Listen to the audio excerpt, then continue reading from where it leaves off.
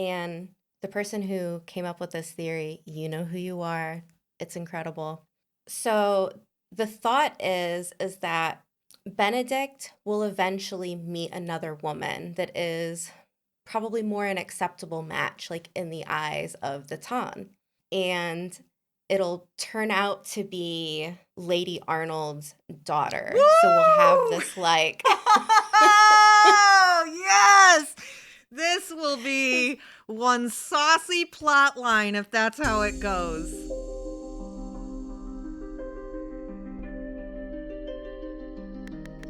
Hello and welcome back to the channel. Amber here, back again with Laura in audio format today. And we are going to talk about some romance, which is not a genre that either of us are typically very into, but there is something about Bridgerton that I and we cannot escape. We love it.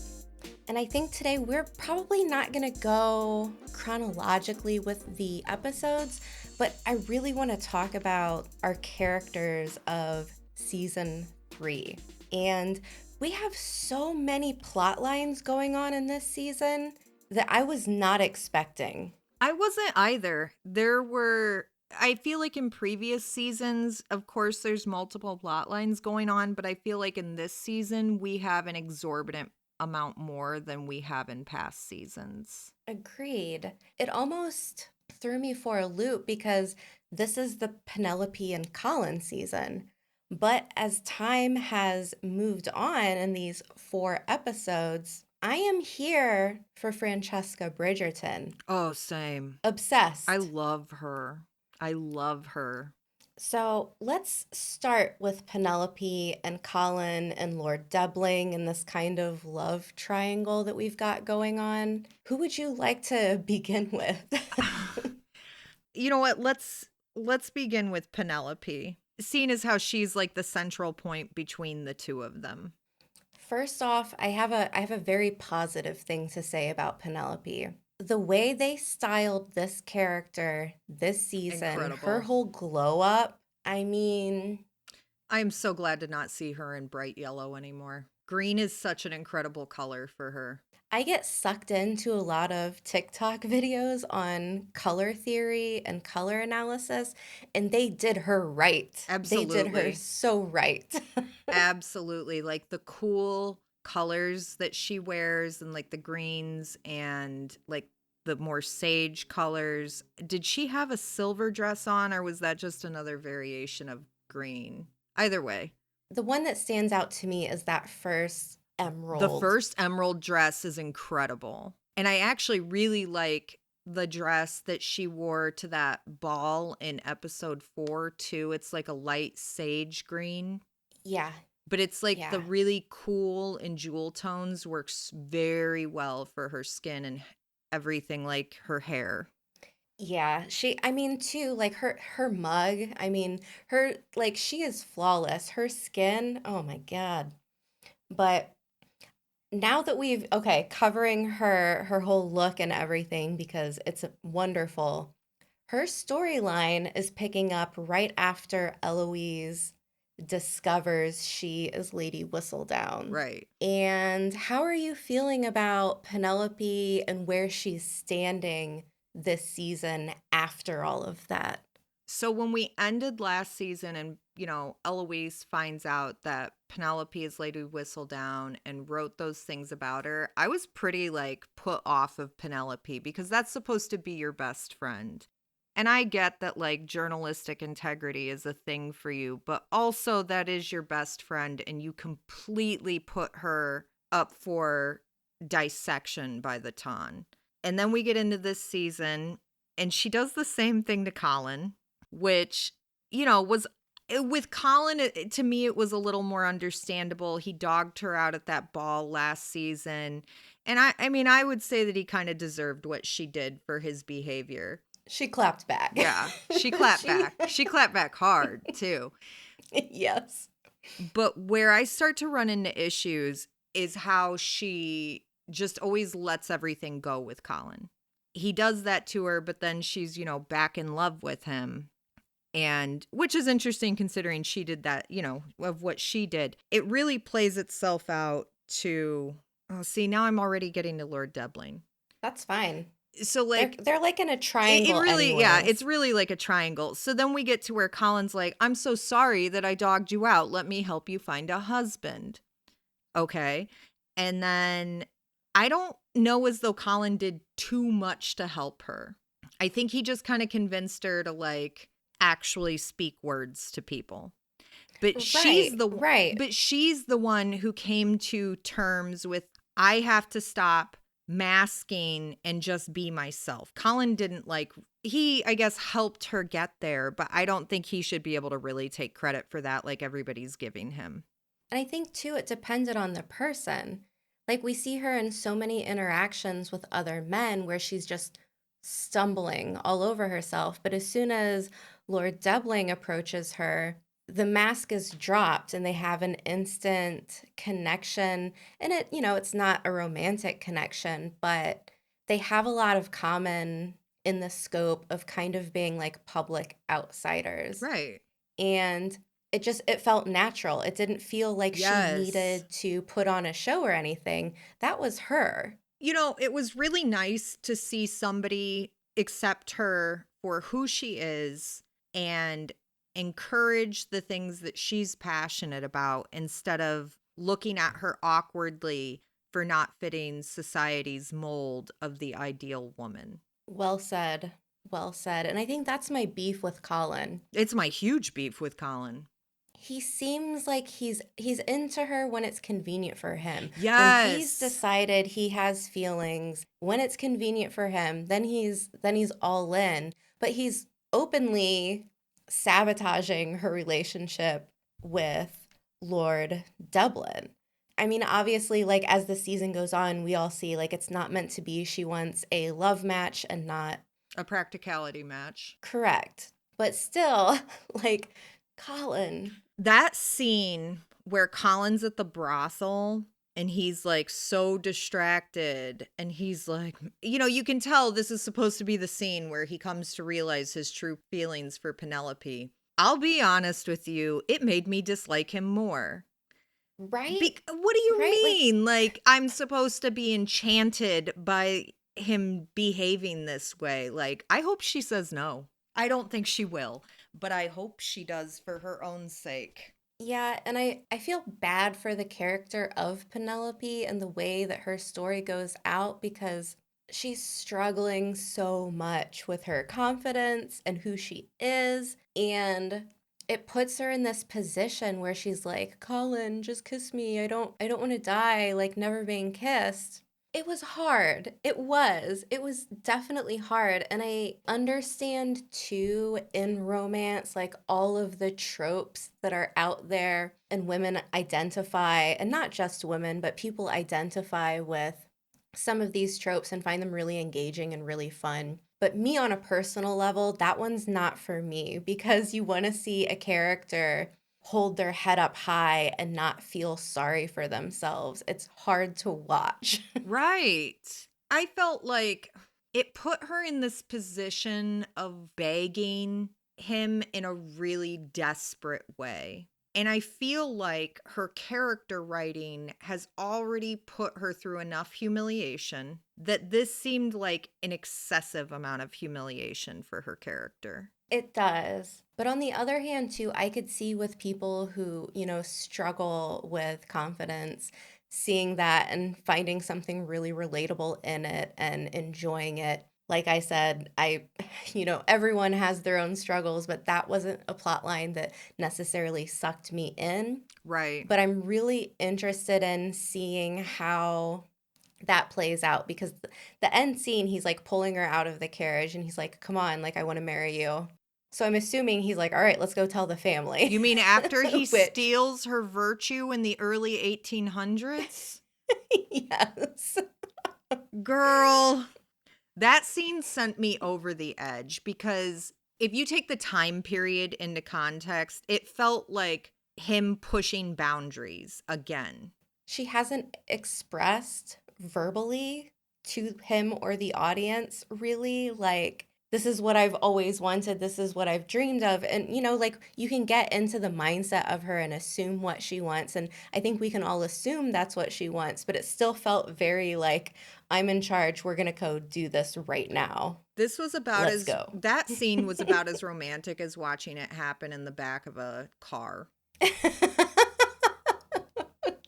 Because, I mean, really, that's what a carriage is. It's like, a historical car. I don't know. That scene didn't push me anywhere towards hoping that she says yes to Colin.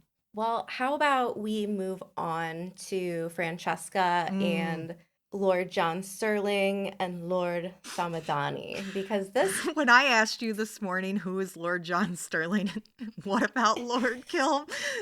Oh, God, I didn't even realize that his name was Lord John Sterling and not Lord John Kilmartin. Look, nope. too many titles. Earl too many of titles Kilmartin. In this era. I replaced his last name with his geographical position. So first off, I want to say, watching Francesca Bridgerton being brought in as kind of like the second main plot point of this season, it was so surprising for me. One, because I enjoyed her so much, and I think I gravitated towards this story a little bit more than Penelope and Colin. Absolutely. But I truly, truly believe that this character that they've written is a nod to like all of the neurodivergent girlies out there. That's why I love her. It's so coded. As a person with ADHD, her behavior makes a lot of sense. It's so great. I appreciate seeing her in this aspect of having an entire household full of siblings, just chaos and no peace, no quiet. And I think for me, that resonates so hard, like having a big family. And it's just like, oh my God, like, can I just lock myself in my room, do whatever? Well, it's too much. As much as that family loves each other and it's very heartwarming, they are also heavily in each other's business. Yeah. Yeah. And I can see where for a neurodivergent coded character, that's not a good time. No, and I love that they have her almost any time that you see her being overwhelmed, then it like cuts to her on the pianoforte and she's in her own environment. She can block out the world around her. She's in her safe little space. And that's why when we have this, not really a love triangle, but when we have the pairing of these two suitors and she meets John Sterling on the street and they have this very quick conversation about the street performer and she just starts rattling off why the music isn't good. Her overshare of information. I loved it. I did too. I loved it. And there was something so incredibly like heartwarming about him just like running off immediately after she says that and then presenting her with the sheet music, because it was like, what a gift, like in her world where she's probably never really heard or understood, you have this man who just laser focused on every word she said, left immediately and came back like, I have a gift. When he ran off, like when she told him that the music would be better in 3/4 and he got that look on his face and he was like, I gotta go, bye. I knew he was going to do something with that music. I knew he was.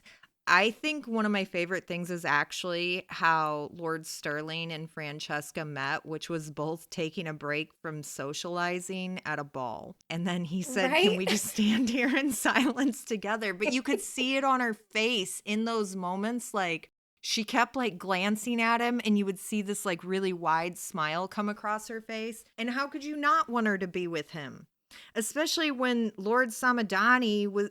When you remember when she asked him, like, because he has a lot of siblings and they can relate to how you can be surrounded by so many people and yet still feel alone. And he was like, no, I don't relate at all. In fact, I want 8 children of my own. The look on her face said it all. She was like, wait, what? Oh, no, this man is not for me. Like you could tell in her face, she immediately was like, nope, gotta go. This is done. Yeah. I'm curious how they loop her season into things. considering it already seems like they've established her finding her match. Yeah, which I could see since this is technically Penelope's and Colin's season. Like, I can see how they're adding Franchesca in because it is the year that she comes out to society, and they're matching her pretty quickly. Yeah. I wish she had her own season, though. Now that I've seen her, I wish she had her own entire season. I know she has her own entire book, and that's one of the things I've been talking to people on Discord about. Okay. And one of the women that's on Discord said that her book is one of her favorites. And Ooh, can I ask a spoiler question? sure. Did the woman say if this is the book arc? Like, did they combine these two books? No, I haven't asked, but Okay, I okay. know the book version of Francesca is a little bit more, I want to say maybe a bit more intense and not as kind of in her own world, Okay. if that makes sense. Yeah, it does. But from everything that I've seen, like I don't believe that they're going to skip her season. Okay. I hope not. Yeah, I hope not. But I think it's really interesting that we've gotten this story presented. And I'm really curious to see how it concludes at the end, at the latter half of these next 4 episodes that aren't out yet. And also, I hate that Netflix does this. I do not enjoy when they split a season of television into Their foray into becoming cable.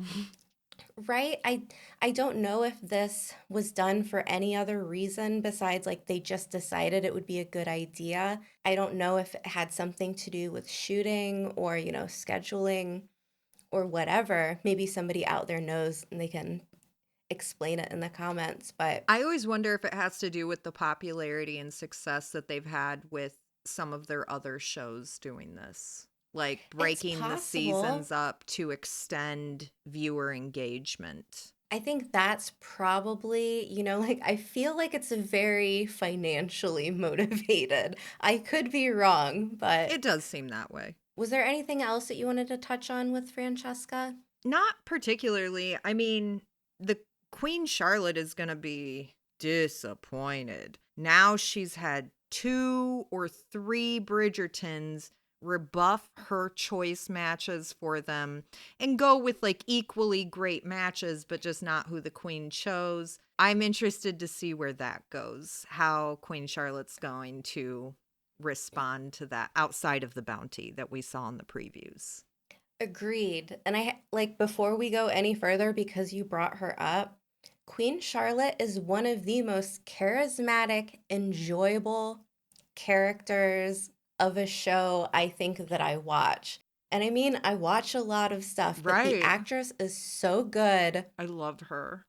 Her presence, the hair. Can we talk about when she had like the swan music box in the hair? Oh my God. I could do entire dissertations about how killer her hair is. It adds so much to the like overall visual affect of her character. And then when you combine that with like her radiating big personality, she is hands down my favorite character. It's so good. It's so good. I wish Queen Charlotte had continued as a show. I love that show. It was incredible.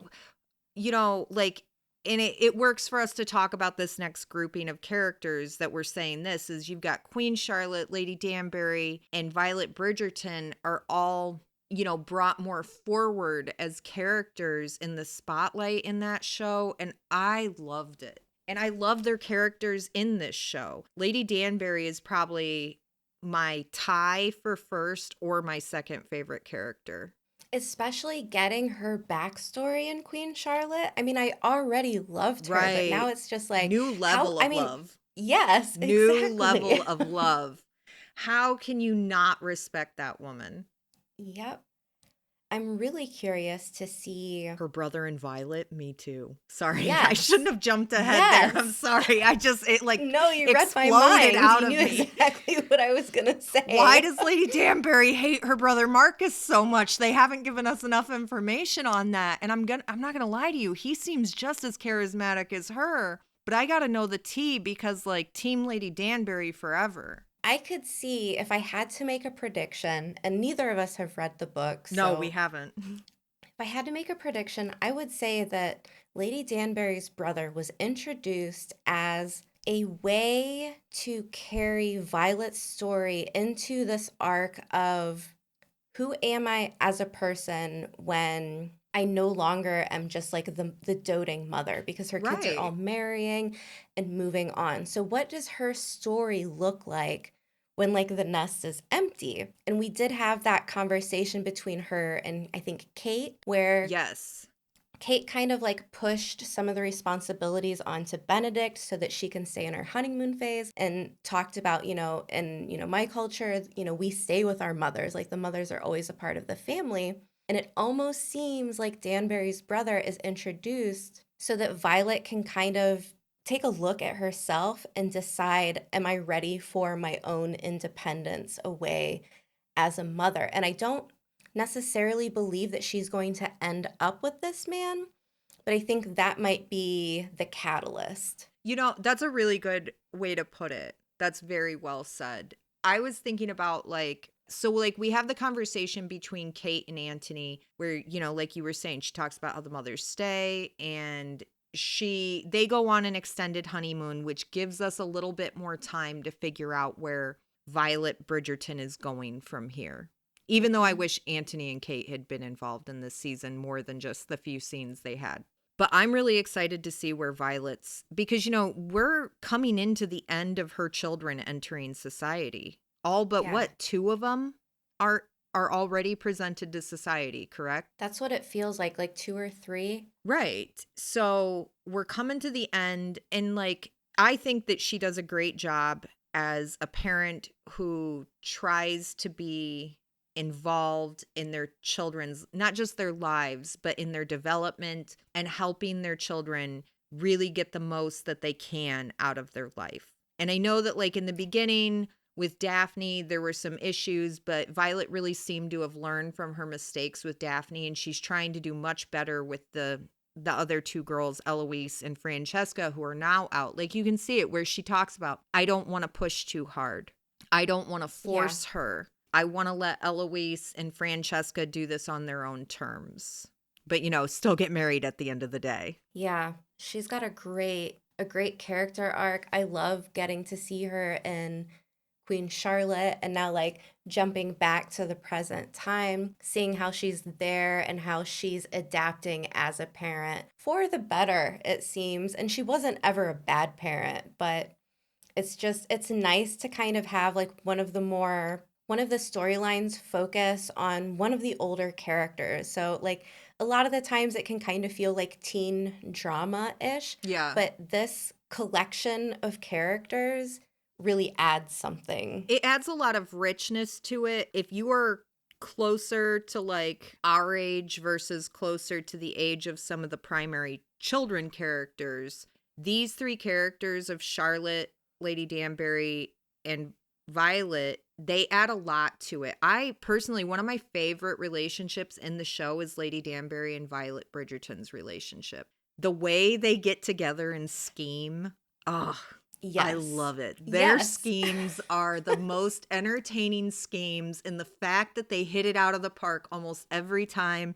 They should start their own little service. They should. They could. Agatha and Violet's dating service. Yes. Let us help you find your society match. Yeah, she can work. They can work with the queen. Yes, give her some notes. Perfect. And I really like Agatha and Charlotte's relationship too. How she's able to give her, a little bit of shit. Right? I mean, it's necessary. It is. So let's talk about the two other Bridgerton siblings with Eloise and Benedict before we kind of wrap things up. I never thought I'd say this, but I've really been enjoying Cressida Cowper this season. And I'm saying that as like an attachment to Eloise. When she was introduced and she rips the dress, I wanted someone to punch her in the mouth. I was so upset. That was so maddening.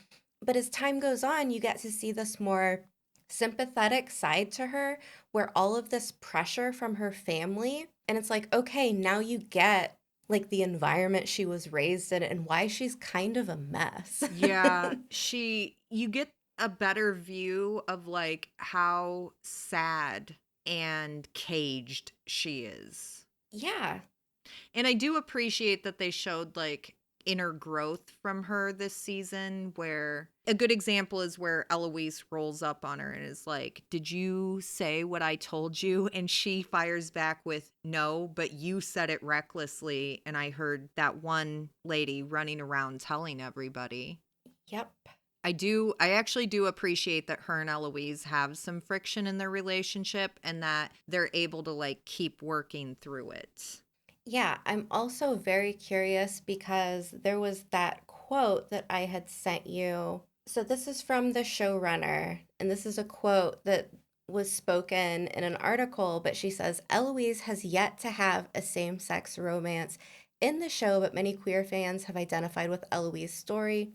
In the books, Eloise is written as straight, but showrunner Jess Brownell has now teased that the show will feature a queer love story going forward. Hope they do it. Do we think Eloise and Cressida together? Perfect. Cressida can marry Debling.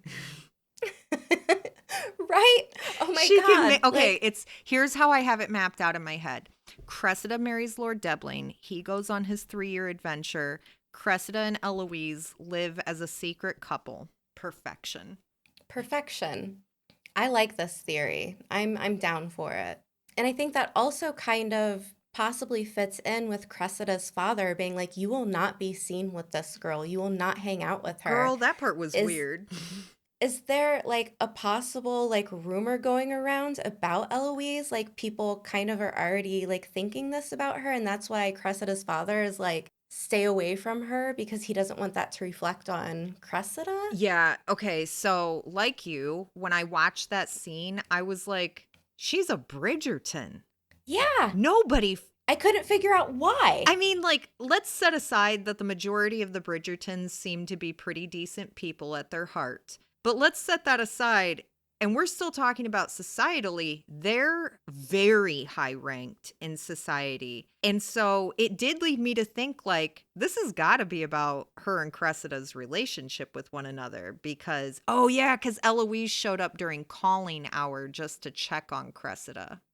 Yes. And they calling hour. Yeah, I guess that's called so her. serious. I guess calling hour is so serious that if you show up at the wrong time, it looks so untoward and uncouth that you'll be banished. We'll have to see how that continues, but I think it's a fun theory that I'm excited to see where it goes. I'm fully invested in my own theory here. I love it. Are we going to get into Benedict and Lady Tilly Arnold? Yes, we have to. Because I love this saucy little plot line. I really enjoy Benedict's cavalier devil-may-care ways. He's great. He's kind of got the best of all worlds right now. He's still a Bridgerton, which carries so much weight for him, but he's not the eldest male Bridgerton child, so he doesn't have all of the responsibility and pressure that Antony has. And somehow he gets very little pressure about getting married. Like, I know that his mom brings it up here and there, and occasionally Antony will bring it up, and Colin might throw it in his face as a little quip to get him to stop talking shit or something. But as a whole, he just gets to go to parties and like go and draw with his friends and go to the club and get into debauchery. And like, how can you be mad at him for doing that? He's living the dream. Exactly. I love too. I mean, I think something that I believe speaks to his character. He's out doing what he wants to do, sleeping with who he wants to sleep with. But when we have the Cowpers introduced into the story, and now all of a sudden, like, they're in society because their son becomes the new lord, Benedict is kind of there and not so much showing them the ropes, but being like, look, you've already made it. Are you talking about the Mondriches? Oh, yeah. Sorry. No, you're fine. I just wanted to make sure we were on the same page. Yeah. Cowper, that's Cressida. Yeah. I don't know why I mixed the two up. Because we were literally just talking about them. Yeah, but the Mondriches, I feel like that was a really fun inclusion to the story, but it also serves as a way to kind of show like Benedict, he's not just some ass. Like No. the people that he cares about, he's good to them. Yes, he is. And I do appreciate like how he stepped in to help the Mondriches adjust to society life when nobody else was giving them the instruction book. I know that Yes. this is all new territory for you guys. I get that you guys are nervous. These are the rules of society. As long as you stay within these boundaries, you're good. But he did it also in a way that still made them feel like they weren't like completely erasing who they are. Because he was like, you guys are married. You already did the hard part, and now you can kind of do whatever you want. Turns out, except run your own bar, because people who are in society don't work. Yeah. I'm curious to see where this relationship goes with Benedict and Lady Tilly Arnold. I've got another theory Ooh, I want to from hear it. Tell Discord. me. And the person who came up with this theory, you know who you are. It's incredible. So the thought is that Benedict will eventually meet another woman that is probably more an acceptable match, like in the eyes of the Ton. And it'll turn out to be Lady Arnold's daughter. So we'll have Woo! this like Oh, yes! This will be one saucy plot line if that's how it goes. yeah, I love it. I love I this. adore it. I love this. Was there anything else you wanted to touch on? I do have one question. Yeah. How do you think Penelope's going to respond to the proposal? Oh, I think she's going to be into it. Me too. Yeah, we'll have to see. And I think too, it's hard when it's split into two groupings like this because they do show us these like next time on Bridgerton, like when the next four episodes drop, where it's kind of like, oh, okay, so the question in play is Lady Whistledown, okay. Yeah, we see that Eloise is not going to, even though they kind of hinted at Eloise softening about Penelope, we did see in the previews that she didn't soften that far. She still gave her the Yeah. ultimatum, you tell my brother or I do, by midnight. I mean, honestly, if I were Penelope, after everything that happened between her and Eloise, I would have waited till like, I don't know, someone very like well known in the town who is elderly dies and then quit writing articles. That's So smart. everyone thinks it's that person. That's smart. Escape Then like like a wipe little my hands of it. escape like a thief in the night. Like a thief in the night. All right. I'm going to wrap it up here. For anyone listening, if you are into Bridgerton, come hang out on Discord. We have some book readers over there and we're watching the episodes together. Thanks so much for joining us. Like and subscribe, and we will see you back with the next 4 episodes.